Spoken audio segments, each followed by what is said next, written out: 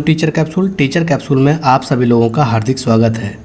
मैं मोहन सोनी यहाँ पर लाया हूँ आप सभी लोगों के लिए बाल विकास के सीडीपी के प्रीवियस ईयर पेपर के क्वेश्चंस। दोस्तों यहाँ पर हम लोग 2016 का पेपर हल करेंगे।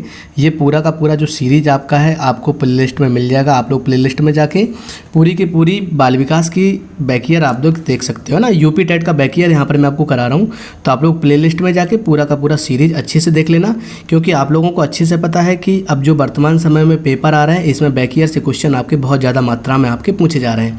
उसी उद्देश्य को देखते हुए यहाँ पर हम आप लोगों के लिए एक बैक ईयर सीरीज आपके लिए लाया हूँ। आइए साथियों हम लोग क्वेश्चंस को हल करते हैं। पहला क्वेश्चन आपके नज़रों के सामने आता है, देखिएगा आप लोग। बाकी क्वेश्चंस का जवाब देने से पहले एक बार मैं आपको बता देता हूँ, पूरे पेपर आप लोग हल करिए, उसके बाद आपके कुल मिला के कितने क्वेश्चंस आपके सही हो रहे हैं कमेंट करके मुझे ज़रूर बताएं, ठीक है। और वीडियो आपको अच्छा लगे तो आप लोग लाइक करते चलें, शेयर करते चलें, और अगर पहली बार यूट्यूब चैनल पर आए हैं तो आप सब्सक्राइब भी कर लें। पियाजे मुख्य रूप से किसके अध्ययन के लिए जाने जाते हैं साथियों? तो मैं आपको बता देता हूँ, जीन पियाजे थे, उन्होंने एक सिद्धांत दिया था संज्ञानात्मक विकास का सिद्धांत। तो विकल्प नंबर आपका सी सही है। संज्ञानात्मक विकास के सिद्धांत के अंतर्गत इन्होंने कहा था कि संज्ञानात्मक विकास में 4 स्टेज होते हैं। एक पहला आपका होता है संवेदी गामक अवस्था, पूर्व संक्रियात्मक अवस्था, मूर्त संक्रियात्मक अवस्था, और लास्ट में आपका है औपचारिक संक्रियात्मक अवस्था। अगला क्वेश्चन देखते हैं हम लोग। नेक्स्ट क्वेश्चन ये रहा, जब मानव शरीर के एक भाग को दिए गए प्रशिक्षण का अंतरण दूसरे भाग में आपका हो जाता है तो उसे अपन क्या कहते हैं? तो साथियों जब कभी भी ऐसा एक्टिविटी आपकी होती है तो उसे अपन बोलते हैं द्विपार्श्व अंतरण। एक्चुअली अधिगम अंतरण आपका होता है जो कि आपका मुख्य रूप से 3 प्रकार का होता है, सकारात्मक, नकारात्मक और आपका शून्य। और जिसमें सकारात्मक के 3 प्रकार आपके होते हैं, एक आपका क्षैतिज, एक ऊर्ध्वाधर, एक आपका द्विपार्श्व। तो इसका सही आंसर आपका होगा द्विपार्श्व। अगला क्वेश्चन देखते हैं हम लोग। ये आपके पास नेक्स्ट क्वेश्चन है, दिए हुए प्राप्तांकों के समूह में जो प्राप्तांक बहुधा सबसे अधिक बार आता है उसे क्या कहते हैं? तो साथियों उसे अपन बहुलक कहते हैं। तो विकल्प नंबर आपका ए सही है। ये एक आपका सांख्यिकी का आपका क्वेश्चन है, विकल्प नंबर आपका ए, जो कि सीडीपी में आपका प्रयोग किया जाता है।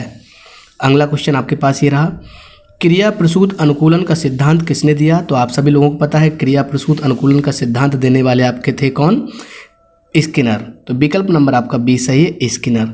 दोस्तों स्किनर ने अपने प्रयोग में जिस जानवर का यूज किया था उस जानवर का नाम यहाँ पर आपका चूहा था, और वहीं पर कोहलर ने अपने प्रयोग में जिस जानवर का यूज किया था वो आपका बंदर यानी कि चिंपैंजी था। थॉर्नडाइक ने अपने प्रयोग में जिस जानवर का यूज किया था वो आपकी बिल्ली थी, और पावलोव ने अपने प्रयोग में जिस जानवर का यूज किया था वो आपका कुत्ता था। ठीक है साथियों, तो अगला क्वेश्चन हम लोग देखते हैं। ये आपके पास नेक्स्ट क्वेश्चन है, अल्बर्ट बंडूरा निम्न में से किस सिद्धांत से संबंधित आपके हैं? तो दोस्तों अगर मैं आपको बताना चाहता हूं, अल्बर्ट बंडूरा महोदय जी थे उन्होंने सामाजिक अधिगम का सिद्धांत आपका दिया था। विकल्प नंबर आपका ए सही है, सामाजिक अधिगम सिद्धांत, है ना, सामाजिक अधिगम सिद्धांत आपका है। अगला देखते हैं नेक्स्ट क्वेश्चन आपके पास, मानसिक आयु का प्रत्यय किसके द्वारा दिया गया? दोस्तों मानसिक आयु का प्रत्यय देने वाले आपके विनय साइमन थे।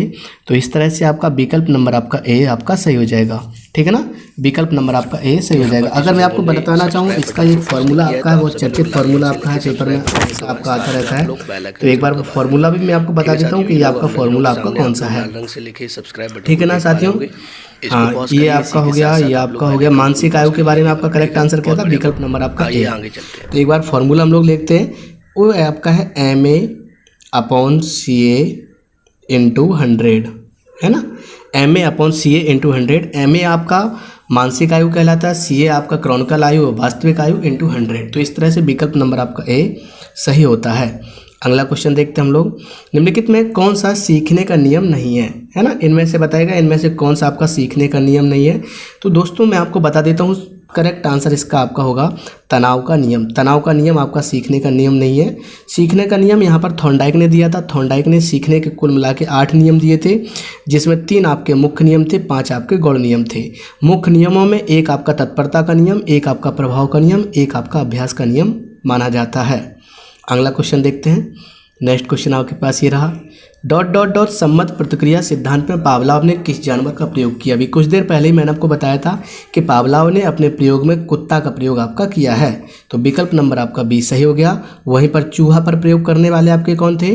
चूहा पर प्रयोग करने वाले स्किनर थे। बंदर पर प्रयोग करने वाले आपके कौन थे? कोहलर थे।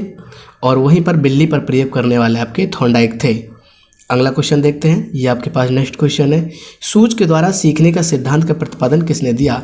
तो आप सभी लोगों को पता है अंतर्दृष्टि सूझ का सिद्धांत देने वाले आपके कोहलर महोदय थे। तो इसका आंसर आपका विकल्प नंबर बी होगा, जिसमें उन्होंने अपने प्रयोग में वनमानुष यानी कि जिसको चिंपैंजी के नाम से पुकारा जाता था उसका यूज किया है, और जिसका नाम आपका था सुल्तान, है ना। चिंपैंजी का नाम आपका क्या था? चिंपैंजी का नाम आपका सुल्तान था। अगला क्वेश्चन देखते हैं, ये आपके पास नेक्स्ट क्वेश्चन आया। कार्य को आरंभ करना, जारी रखना और नियमित करने की जो आपकी प्रक्रिया होती है वो आपकी प्रेरणा यानी कि मोटिवेशन आपकी कहलाती है, आपकी अभिप्रेरणा कहलाती है। ये डेफिनेशन देने वाले आपके कौन थे? गुड महोदय जी। तो विकल्प नंबर आपका ए सही है। और ये डेफिनेशन आपकी किसने दी थी? एक वैज्ञानिक थे, मनोवैज्ञानिक थे गुड महोदय, उनके द्वारा कहा गया था कि अभिप्रेरणा किसी कार्य को प्रारंभ करना, जारी रखना अथवा नियंत्रित करने की एक प्रक्रिया मानी जाती है। अगला क्वेश्चन देखते हैं, विस्मृति कम करने का उपाय। विस्मृति का मतलब होता है दोस्तों भूलना। अगर भूलने को कम करना होगा तो क्या करना होगा? तो कोई पॉजिटिव काम करना होगा, कोई अच्छा काम करना होगा। तो अगर आप लगातार अभ्यास करोगे, पाठ की पुनरावृत्ति करोगे तो वो आपकी विस्मृति को कम करेगी, आपके भूलने की प्रोसेस को आपको कम करेगी। तो विकल्प नंबर आपका सी सही होगा, जबकि अन्य तीनों के तीनों विकल्प आपके नेगेटिव यानी कि नकारात्मक आपके हैं। अगला देखते हैं, नेक्स्ट क्वेश्चन आपका ये रहा, क्रोध व भय क्या है? दोस्तों क्रोध और भय जो आपके हैं ये एक प्रकार के आपके संवेग आपके होते हैं, इमोशंस आपके होते हैं। तो विकल्प नंबर आपका भी सही होगा। आपको मैं बता दूं जो आपके मैकडूगल महोदय थे, मैकडूगल महोदय जी ने 14 प्रकार के संवेगों की चर्चा की है। उन्होंने कहा था व्यक्ति के अंदर 14 प्रकार की संवेग पाए जाते हैं, जिसमें क्रोध व भय एक प्रकार का संवेग माना जाता है। अगला क्वेश्चन देखते हैं साथियों, ये आपके पास नेक्स्ट क्वेश्चन है, दूसरे व्यक्ति के बाह्य व्यवहार की नकल करना क्या कहलाता है? दूसरे व्यक्ति के बाह्य व्यवहार की नकल करना आपका अनुकरण आपका कहलाता है। विकल्प नंबर आपका क्या सही होगा? बी यानी कि बॉम्बे। दोस्तों मैं आपको बार बार इस पेपर की गंभीरता, इस सीरीज़ की गंभीरता बता देता हूँ कि अगर किसी भी व्यक्ति ने अगर पूरी की पूरी बैकईयर को लगा लिया, पूरा का पूरा बैकईयर प्रीवियस ईयर पेपर के क्वेश्चंस बाल विकास के लगा ले, मैं आपको विश्वास दिलाता हूँ 80% पेपर आपका हल हो जाएगा। तो इसलिए आप सभी लोगों से रिक्वेस्ट है कि आप लोग प्लेलिस्ट में जाइए। प्लेलिस्ट में यहाँ पर मैंने UP TET previous year paper, है ना, इस नाम से एक आपका प्लेलिस्ट बना होगा, UP TET previous year paper के नाम से प्लेलिस्ट बना होगा। तो आप लोग उस प्लेलिस्ट में जितने भी वीडियोज आपके ऐड हैं वो सारे के सारे वीडियोज आप लोग देख लीजिए, और वीडियो को रोक कर, वीडियो को पॉज कर आप लोग नोट्स भी लगातार बनाते रहिए, क्योंकि यह सीरीज आप सभी लोगों के लिए बहुत ही उपयोगी सिद्ध होगी। अगला क्वेश्चन देखते हैं, यदि पूर्व का ज्ञान व अनुभव नए प्रकार के सीखने में सहायता करता है तो उसे अपन क्या कहते हैं? उसे हम लोग कहते हैं सकारात्मक प्रशिक्षण स्थानांतरण। लर्निंग ट्रांसफ़र आपका कुल मिला के कितने प्रकार से आपका होता है? 3 प्रकार से आपका होता है, सकारात्मक स्थानांतरण, नकारात्मक स्थानांतरण और शून्य स्थानांतरण। तो इस तरह से इस क्वेश्चन का आंसर आपका विकल्प नंबर आपका बी यानी कि सकारात्मक अधिगम स्थानांतरण माना जाएगा।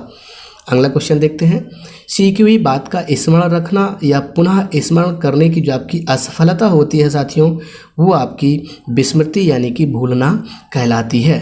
अगला क्वेश्चन देखते हैं, इंपॉर्टेंट क्वेश्चन था आपका ये वाला, टर्मन के अकॉर्डिंग 90 से 100 बुद्धिलब्धि का बालक किस श्रेणी में आएगा?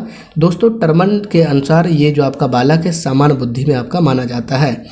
टर्मन महोदय जी ने बुद्धिलब्धि का सारणी बताई थी, इसमें इन्होंने कहा था कि 90 से 100 वाला बच्चा सामान्य में रहता है, और जो 130 या 140 के ऊपर रहता है वह आपका वह बच्चा आपका, जो बच्चा 130 से 140 के ऊपर रहता है वो बच्चा आपका प्रतिभाशाली बालक की श्रेणी में आपका आता है। वहीं पर मंदबुद्धि वाला बालक 81 से 90 के बीच में आपका आता है। ठीक है साथियों, अगला क्वेश्चन देखते हैं हम लोग, क्वेश्चन नंबर 17, हॉल का सिद्धांत निम्न में से किसकी व्याख्या करता है? तो दोस्तों जो आपके हॉल महोदय थे उनके अनुसार स्टैनली हॉल ने किशोरावस्था के विषय में बहुत ज़्यादा चर्चा आपकी की थी। तो विकल्प नंबर आपका सही क्या होगा? विकल्प नंबर डी। आप लोगों को पता होगा स्टैनली हॉल महोदय जी ने कहा था कि किशोरावस्था संघर्ष, तूफान, झंझावात, है ना, इन सारी की सारी अवस्थाएं जो आपकी है किशोरावस्था किसने कहा था? स्टैनली हॉल ने। आप सभी लोगों को पता होगा। अगला क्वेश्चन देखते हैं, क्वेश्चन नंबर आपका 18, मानव व्यक्ति के मनोलैंगिक विकास को निम्न में से किसने महत्व दिया? मानव व्यक्तित्व के मनोलैंगिक विकास को महत्व देने वाले आपके कौन थे? Sigmund Freud. ये आपका इंपॉर्टेंट है और यहाँ से डेफिनेशन भी इन्होंने दी थी इसी के संबंध में। सिगमंड फ्रायड आपका आंसर सही होगा। क्वेश्चन नंबर 19 देखते हैं, मनोविज्ञान की प्रथम प्रयोगशाला को किसने स्थापित किया? तो दोस्तों मनोविज्ञान की प्रथम प्रयोगशाला को स्थापित करने वाले आपके थे वुंट महोदय जी। बुंट महोदय जी ने जर्मनी में ये आपकी प्रयोगशाला की स्थापना करी है। विकल्प नंबर आपका ए सही होगा। अच्छा क्वेश्चन आपका पेपर में कई बार आपका आया है, इसलिए यहाँ पर मैंने आपको दे दिया है। 1879 में ये भी आपका पेपर में आता है। 1879 में कहाँ पर, जर्मनी में इन्होंने प्रयोगशाला की आपकी स्थापना की थी, और वो प्रयोग ली जिनपिंग में, कहाँ पर, लिपजिंग विश्वविद्यालय था, वहाँ पर इस प्रयोगशाला की आपकी स्थापना की गई थी। अगला क्वेश्चन देखते हैं हम लोग, क्वेश्चन नंबर 20। अच्छा क्वेश्चन आपका ये है, गेस्टाल्ट मनोविज्ञान की आधारशिला किसने रखी? तो गेस्टाल्ट मनोविज्ञान की आधारशिला रखने वाले आपके कौन थे? वो आपके थे मैक्स वर्दीमर। कौन? मैक्स वर्दीमर। विकल्प नंबर आपका बी है। अगर मैं आपको बताना चाहूँ गेस्टाल्टवादी कितने मनोवैज्ञानिक थे, कुल मिला के 4 मनोवैज्ञानिक आपके गेस्टाल्टवादी सोच के हैं। अगर मैं ट्रिक बताना चाहूँ तो ट्रिक आपकी है ट्रिपल के वी यानी कि कोहलर, कोफा, कुर्टलेवन और वर्दीमर। कोहलर, कोफा, कुर्टलेवन और वर्दीमर। यहाँ पर वथीमर नहीं है, यहाँ पर वर्दीमर ही है। ये अच्छे से लिख नहीं पाया, वर्दीमर ही आपका है, वर्दीमर। तो इस तरह से आपको समझ में आया कि निम्नलिखित में से कौन से मनोवैज्ञानिक आपके गेस्टाल्टवादी हैं। तो कुल मिला के 4 मनोवैज्ञानिक गेस्टाल्टवादी हैं, कोहलर, कोफा, कुर्टलेवन और वर्दीमर। ट्रिक क्या है? ट्रिपल के वी। गेस्टाल्ट का मतलब यहाँ पर समग्र, संपूर्ण, होल माना जाता है, इसलिए इस सिद्धांत को गेस्टाल्टवादी सिद्धांत भी कहा जाता है। अगला क्वेश्चन देखते हैं। ये आपके पास नेक्स्ट क्वेश्चन आया बेटा, संगणन सिद्धांत निम्न में से किससे संबंधित है? संगणन सिद्धांत जो आपका है वो आपका स्मृति, आपकी मेमोरी से संबंधित है। ये क्वेश्चन आपके पेपर में बहुत बार आपका आ चुका है। आंसर आपका सी सही हुआ। अगला देखते हैं नेक्स्ट क्वेश्चन। ये रहा आपके पास, क्षेत्र सिद्धांत निम्न में से किस वर्ग का सिद्धांत आपका माना जाता है? तो क्षेत्र सिद्धांत का जो आंसर आपका रहेगा विकल्प नंबर आपका डी, गेस्टाल्टवादी। और कुछ देर पहले ही मैंने आपको बताया था कि कुल मिला के 4 मनोवैज्ञानिक आपके गेस्टाल्टवादी हैं, कोहलर, कोफा, कुर्टलेवन और आपके वर्दीमर। तो इस तरह से इसका आंसर आपका डी हो जाएगा। एक अगले क्वेश्चन की तरफ चलते हैं, क्वेश्चन नंबर 23। पेपर में आपका बहुत आता है ये वाला क्वेश्चन। ये रहा आपके पास, ... बैटरी का प्रयोग निम्न में से किसके मापन हेतु किया जाता है? साथियों एक आपका एक परीक्षण था, आपका एक बैटरी परीक्षण, बैटरी के ऊपर प्रयोग किया गया था। तो वो आपका था बुद्धि परीक्षण, है ना, बुद्धि परीक्षण आपका था। विकल्प नंबर आपका सी है। भाटिया बुद्धि परीक्षण के नाम से आपका बहुत ज़्यादा आपका चर्चित हुआ है, और यह एक आपका शाब्दिक बुद्धि परीक्षण माना जाता है। अगला क्वेश्चन देखते हैं, तो क्वेश्चन नंबर 24। अभिक्रम योजित अधिगम का प्रत्यय किसने दिया था? तो साथियों अभिक्रम योजित अधिगम का प्रत्यय देने वाले जो आपके थे वो आपके थे स्किनर महोदय जी। विकल्प नंबर आपका सी सही है। अगर मैं आपको बताना चाहूँ इसी सिद्धांत को हम लोग सक्रिय अनुक्रिया का सिद्धांत या क्रिया प्रसूत अनुबंधन का सिद्धांत भी कहते हैं। स्किनर ने अपने प्रयोग में जिस जानवर का यूज किया था उसका नाम आपका चूहा था। वहीं पर वाटसन जो आपके थे वो आपके व्यवहारवादी मनोवैज्ञानिक के रूप में जाने जाते हैं। थॉर्नडाइक जो आपके हैं उन्होंने ट्रायल एंड एरर थ्योरी दी थी और अपने प्रयोग में बिल्ली का प्रयोग किया था। अगला देखते हैं क्वेश्चन नंबर 25। दोस्तों यहाँ पर मैं आपको बता देता हूँ, यहाँ पर ये जो आपका सीरीज़ है बहुत ज़्यादा इम्पोर्टेंट आप लोगों के लिए है, इसलिए आप लोग प्लेलिस्ट में जाके पूरी की पूरी सीरीज़ के वीडियो सारे के सारे देख लेना। साथ में आप लोग वीडियो कैसा लगा आप लोग मुझे कमेंट करके ज़रूर बताएं, और हर एक पार्ट में आपके कुल मिला के कितने नंबर सही बन रहे हैं, कितने क्वेश्चन सही बन रहे हैं, कमेंट करके मुझे ज़रूर बताएं। साथ साथ अगर आप फर्स्ट टाइम टीचर कैप्सूल पर आए हैं तो आप लोग सब्सक्राइब करना ना भूलें, ज़रूर सब्सक्राइब करें और साथ में बेल आइकन को भी दबा लें। अगला क्वेश्चन देखते हैं, व्यावहारिक क्षमताओं में वह सापेक्ष स्थायी परिवर्तन जो कि प्रचलित अभ्यास का परिणाम होता है उसे क्या कहते हैं? तो इसका सही आंसर जो आपका रहेगा 25 का विकल्प नंबर आपका ए आपका आंसर सही है, अधिगम लर्निंग कहलाता आपका। एक नेक्स्ट क्वेश्चन आपके पास ये रहा 26। संज्ञान किस बुद्धि के सिद्धांत का हिस्सा है? जो आपका संज्ञान है ना किस बुद्धि का हिस्सा है, इसका आंसर आपका रहेगा विकल्प नंबर आपका सी, गिलफोर्ड का सिद्धांत। विकल्प नंबर आपका सी सही है, गिलफोर्ड का सिद्धांत इसका आंसर सही है। जेपी गिलफोर्ड तथा उनके सहयोगियों ने बुद्धियों का त्रिविमीय प्रारूप दिया था, है ना, त्रिविमीय प्रारूप दिया था। इसके अनुसार बुद्धि को 3 विमाओं में उन्होंने बांटा हुआ था। तो बहुत अच्छा क्वेश्चन आपका है और कई बार आपका आया हुआ भी है। अगला क्वेश्चन देखते हैं 27 नंबर। 8 वर्ष के सुधीर की मानसिक आयु 10 वर्ष है, उसकी बुद्धि लब्धि आपको निकालनी है। दोस्तों ये क्वेश्चन आपका बहुत बार आपका पेपर में आ चुका है, तो मैंने आपको कुछ देर पहले सूत्र बताया था, इसका पहले तो आंसर देख लेते हैं। आंसर आपका होगा करेक्ट, विकल्प नंबर डी 125। कैसे आपका होता है, तो बुद्धि लब्धि जो आपका होता है IQ बराबर, अगर मैं आपको बताना चाहूँ तो IQ बराबर आपका होता है MA/CA इंटू 100, है ना, MA/CA इंटू 100। वहीं पर MA यहाँ पर आपका है मानसिक आयु आपकी 10 साल है यहाँ पर, तो ऊपर हम लोग 10 साल लिख लेंगे, ये 10 साल लिख लिया। और वास्तविक आयु यहाँ पर 8 साल है और इंटू 100 का गुणा हम लोग करेंगे, तो इस तरह से यहाँ पर आपका 125 आपका निकल कर आ जाएगा। अगला देखते हैं, बढ़िया क्वेश्चन आपका है, पेपर में आपका आया हुआ क्वेश्चन है आपका ये। नेक्स्ट क्वेश्चन आपके पास ये रहा, देखिए और बेटा जवाब करिएगा। संवेग का कौन सा सिद्धांत इस विचार को मानता है कि संवेगात्मक अनुभव संवेगात्मक व्यवहार पर आधारित है?